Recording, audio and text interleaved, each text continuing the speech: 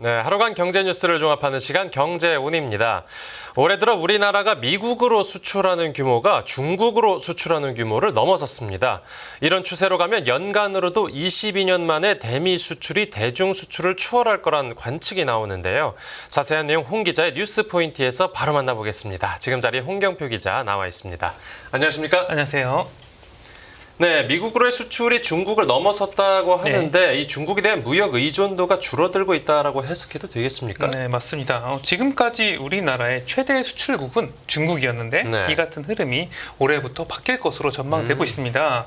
네, 올해 들어서 우리나라 대미 수출 규모가 이제 미국으로의 수출 규모, 그러니까 이렇게 이 중국으로 가는 수출 규모를 웃돈 것으로 나타났어요. 올해 1월부터 5월까지 대미 수출 규모가 533억 달러로 대중 수출보다 한 6억 달러 가량 많았습니다. 이 같은 추세가 이어져서 대미 수출이 이제 대중 수출을 추월하면 2002년 이후에 22년 만에 역전되는 것이고요. 작년에 대미 수출은 1,157억 1천만 달러로 대중 수출 대비 한 91억 달러 적었어요. 하지만 이 격차가 2004년 이후에 이제 19년 만에 가장 작은 수치였습니다. 작년에 대미 수출은 자동차와 2차 전지 등의 수출 확대로 5.4% 늘면서 사상 최대치를 찍었어요. 대미 수출의 경우 2022년 사상 첫 1,000억 달러를 돌파했고 작년에 더 증가를 했습니다. 반면에 대중 수출은 2021년 1,629억 달러로 사상 최대치를 찍은 이후에 이제 2년 연속 감소를 했어요.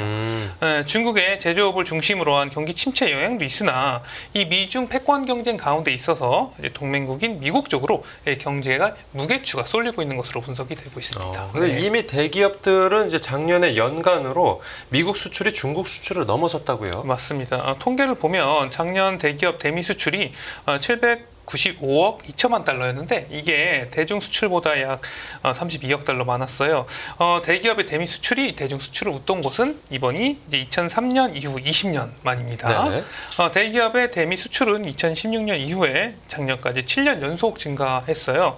고수익 친환경차, SUV 등 자동차와 일반 기계류 등이 이제 호조세를 보였는데요.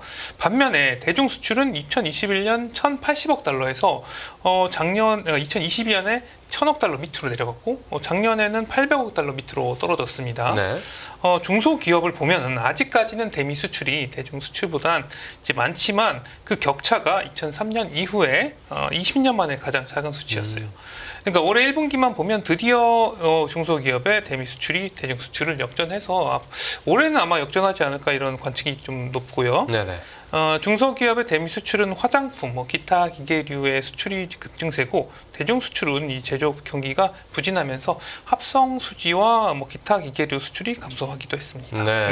실제로 수출 실적이 어떻게 될지는 연말에 가봐야 알겠지만 이 전문가들은 지금 어떻게 내다보고 있습니까? 이제 한국은행이 우리나라 대미 수출에 대해서 전망을 내놨었는데요. 한은은 앞으로도 대미 수출은 당분간 견조한 미국 소비 여건과 이제 우리 기업 대미 투자 확대를 바탕으로 해서 이제 양호한 흐름을 지속할 것이다. 그리고 이제 우리나라 총 수출과 경제 성장을 뒷받침할 것이다. 이렇게 전망을 했는데요. 다만 지금 중국 경제가 조금씩은 이제 회복되는 모습을 보이고 있어서 올해 끝까지 가봐야지 이게 역전이 될지는 좀 지켜봐야 될 것 같고요. 중국이 1분기 경제 성장률이 한 5.3%로 시장 전망치를 웃돌았고 최근에 이제 국제 신용평가사인 무디스가 올해 중국 경제 성장률 전망치를 4%에서 4.5%로 상향 조정하기도 했으니까 한번 또 중국 경제 회복세를 좀 지켜봐야 될 것 같습니다. 알겠습니다. 이 수출 관련 내용 살펴봤고 다음 뉴스 보겠습니다. 중국 배터리 급속한 성장세, CATL 시장 점유율 1위. 세계 전기차 배터리 시장이 좀 전반적으로 부진한 상황인데 중국 배터리 회사들은 계속해서 성장세를 이어가고 있나 봅니다. 맞습니다. 이제 글로벌 수요 둔화로 인해서 전기차뿐만 아니라 배터리 시장도 상당히 부진한데요. 중국도 경기 침체로 힘든 상황인데도 이 전기차 배터리 시장에서는 계속적인 성장세를 보이고 있습니다. 중국 CATL이 올해 1월부터 4월까지 중국을 제외한 글로벌 전기차 배터리 시장에서 점유율이 27.4%로 1위에 올랐어요. 이게 보통 중국 전기차 하면은 내수용이라는 인식이 있었는데 이번 통계 같은 경우는 중국을 제외한 배터리 시장 조사 결과이기 때문에 상당히 좀 충격적이고요. CATL은 작년 동기와 비교해서 16.2% 성장했습니다. 네. CATL과 함께 중국을 대표하는 전기차 배터리 기업 BYD 같은 경우는 작년 동기 대비 164.8%로 대폭 성장을 했어요. 예. 점유율이 3.9%였고 저렴한 가격을 내세워서 중국이 좀 인내 전술을 펼치는 것으로 분석되고 있습니다. 네, 이렇게 중국이 약진하는 동안에 네. 우리나라 배터리 회사들 성적은 어떻게 나왔습니까? 이 우리나라 배터리의 자존심 LG 에너지 솔루션 같은 경우는 이제 CATL을 이어서 26%로 2위로 밀리는 모습이었습니다. 예. 작년에는 점유율 자체가 세계 1등이었는데 결국 올해 왕좌를 뺏기는 모습이고요. 전년 동기 대비 7.1% 상승해서 아까 중국의 그 약진하는 모습과는 좀 차이가 있었죠. 예. 그리고 이제 삼성 SDI 같은 경우는 33.1%의 성장률을 나타내면서 점유율 10.8%로 3위에 올라서 선전을 했습니다. 네. 반면에 SKO는 이게 1.3% 감소했어요. 그래서 작년 3위에서 4위로 밀려났는데 네. 현대차의 아이오닉 5, EV6 이제 판매량이 줄어든 영향으로 이제 시장에선 보고 있습니다. 네. 우리나라 K배터리 3사 점유율은 46.7%였는데 이게 전년 대비 1.6%포인트 하락을 했어요. 반면에 일본을 보면 네. 일본 파나소닉 같은 경우는 29.2% 역성장을 했습니다. 점유율 3위였는데 이게 우리나라 배터리 회사들한테 밀려서 이제 점유율 10.1%로 5위로 내려앉았어요. 네. 그러니까 우리나라와 어떤 중국의 배터리 양강 체제가 좀 더 굳어지는 모습이라고 할 수 있겠습니다. 네, 그렇군요. 알겠습니다. 이 배터리 업계 소식 알아봤고 다음 뉴스 보겠습니다.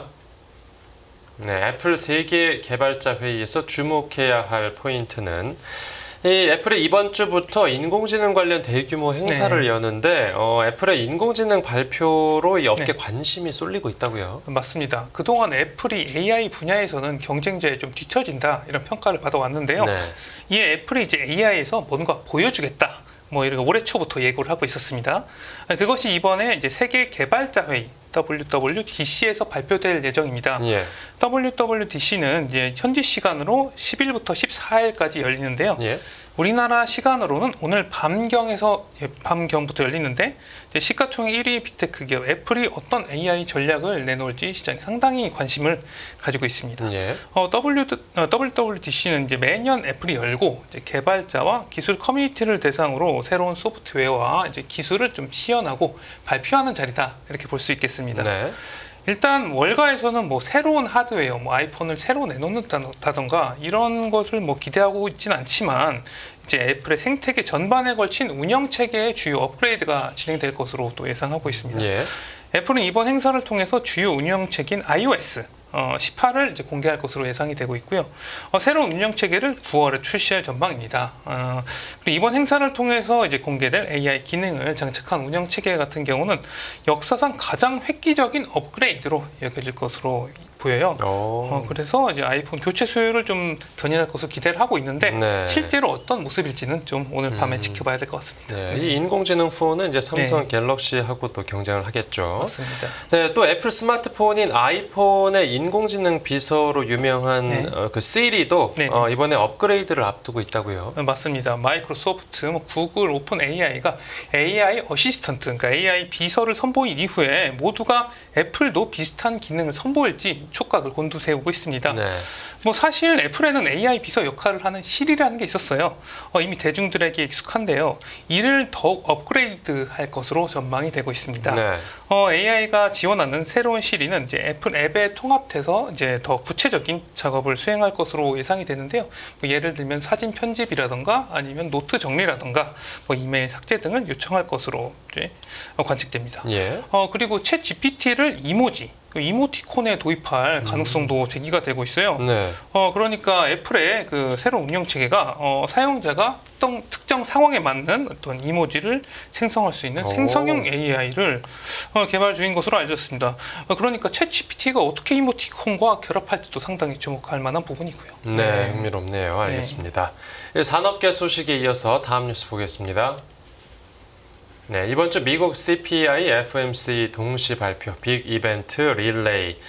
앞에서 소개해드린 이 애플의 개발자 회의도 관심사지만 더 큰 이벤트들이 이번 주에 몰려 있다고요. 맞습니다. 미국 주식 투자자뿐만 아니라 우리나라 투자자, 채권 투자자들이 모두 이제 관심을 가질 만한 이벤트가 이번 주에 산적해 있습니다. 예.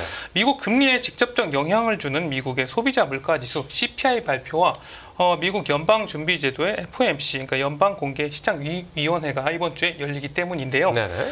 둘 다 12일 발표되는데 현지 시간으로 오전 8시 반경쯤에 CPI, 오후 2시에 이제 FOMC의 통화 정책이 공개가 됩니다.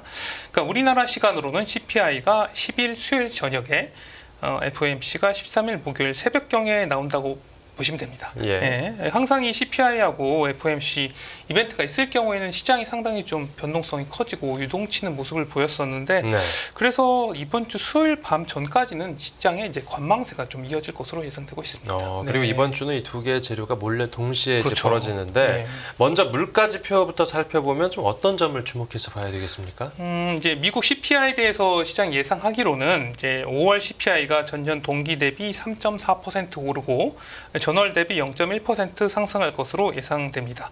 그리고 식품과 에너지 부문을 제외한 근원 CPI도 전년 동월 대비 3.4% 오르고 전월 대비로는 0.3% 상승할 것으로 전망이 되고 있어요. 네. 만약에 이 전망치보다 물가가 더 오르는 모습을 나타낸다고 하면은 이제 금리 인상 기대가 금리 인하 기대가 더욱더 늦어질 것으로 예상이 되고요. 네. 기술주 등 이제 미국 주식 시장에는 좀 악영향이 있겠죠. 반대의 경우에는 이제 위험 자산 선호 심리가 나타날 것으로 전망되고 있습니다. 네, 이 예상치를 뛰어넘느냐 그렇죠. 아니면 하회하느냐가 중요하다라는 설명이고 그 물가 지표가 발표되고 나서 열리는 FOMC가 이제 최고의 관건인데 그렇죠. 이 전문가들은 이번 회의 결과에 대해서 어떻게 전망하고 있죠? 이번 FOMC에서는 사실 현재 기준 금리는 거의 동결된다 이렇게 보시면 될 것 같습니다. 예. 현재 5.25%에서 5.5%로 7회 연속 동결될 것으로 예상이 되고요. 그래서 올해 언제 그러면 얼마나 금리를 내릴 것인가가 시장에 또 관심이 또 모이고 있는데요. 네. 이것을 이제 미국 연준이 예상하는 것이 이제 점도표라는 것입니다. 네. 이 올해 몇 번 금리를 내리냐를 이제 연준이 점도표를 통해서 예상을 하는데 올해 3월달에 점도표가 발표가 됐었는데 당시에는 올해 3번 정도 금리를 인하할 것이다 이렇게 나왔었어요. 네. 하지만 이후에 연준의 기준금리 인하 기대가 계속해서 낮아졌습니다. 왜냐하면 이게 각종 지표가 나오니까 인플레이션 압력이 여전하다는 게 이제 확인이 됐기 때문인데요. 네네. 그래서 이제 시장의 주류 의견은 이번에 발표가 되는 연준의 점도표가 한 2회 정도 인하할 것이다. 이렇게 좀 기대를 하고 있어요. 예. 그래서 9월에 대통령 선거 전에 한번 인하를 하고 그 다음에 한 번 더 인하를 할 것으로 좀 주류 의견인데 네네. 만약에 2회가 되면 이게 시장의 어떤 기대와 부합하는 것인데 만약에 1회라고 하면 약간 시장의 기대와 어긋나는 것이어서 단기 변동성이 커질 수 있다 이런 전망이 나오고 있습니다. 네, 그 시장의 어떤 기대와 점도표가 또 어떻게 차이를 보이거나 비슷하게 나올지 한번 살펴보겠습니다. 네, 오늘 뉴스 포인트는 여기서 정리하겠습니다. 잘 들었습니다. 감사합니다.